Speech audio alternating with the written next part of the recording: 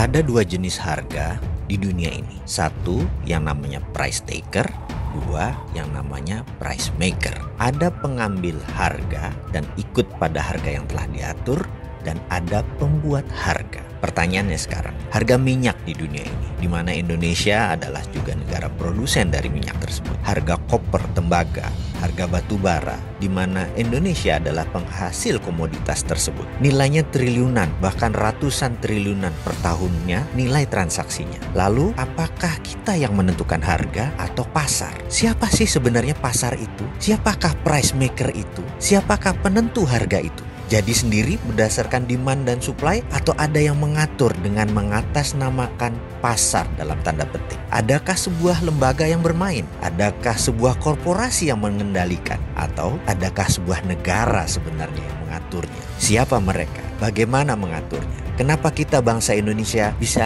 menjadi korban atau hanya sebagai price taker saja? Tidak bisa Indonesia menjadi price maker. Kenapa kita tidak bisa menentukan harga? Mengapa harga teh, harga tembakau, harga sawit CPO kita sebagai negara produsen kalah dengan pasar?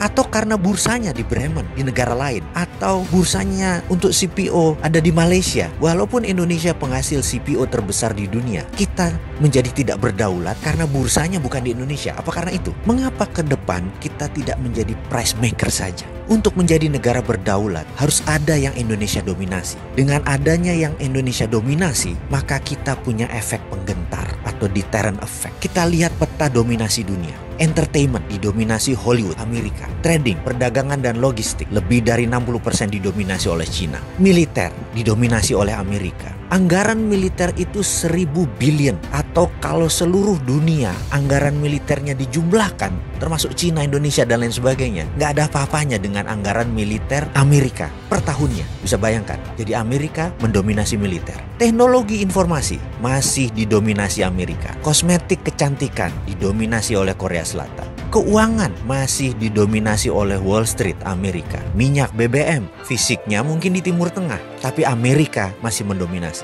Lalu, apa yang Indonesia bisa dominasi ke depan? Kita ini punya keunggulan geografi. Sumber mineral kita semua ada. Lahan yang subur, kita memiliki air. Lebih dari 95% wilayah Indonesia mengandung air, H2O. Matahari kita, lebih dari 99% wilayah Indonesia terpapar matahari. Pupuk dari barisan gunung vulkanik itu berjajar di 80% wilayah Indonesia. Dan kita memiliki jalur laut yang dilintasi kapal niaga yang nilainya per tahunnya juga sangat besar. Lalu dengan kekuatan itu, apa yang kita bisa dominasi? Atau kita mulai dengan mendominasi bursa ikan. Kita ingin menentukan harga ikan dori, ikan tuna dan lain sebagainya. Mengapa bursanya tidak di negara Indonesia, di negara archipelago ini? Kenapa kita nggak buat bursa ikan yang bisa menentukan harga ikan? Atau mengapa kita tidak menjadi negara penguasa food hegemoni? Kita mendirikan food estate di mana-mana, di banyak lahan di Indonesia yang masih kosong untuk menjadi pangan dunia, lengkap dengan pengalengan dan pembekuannya. Mengapa kita tidak membangun bursa untuk mineral, logam industri, bursa tanah jarang? Sungguh Pak Pemimpin,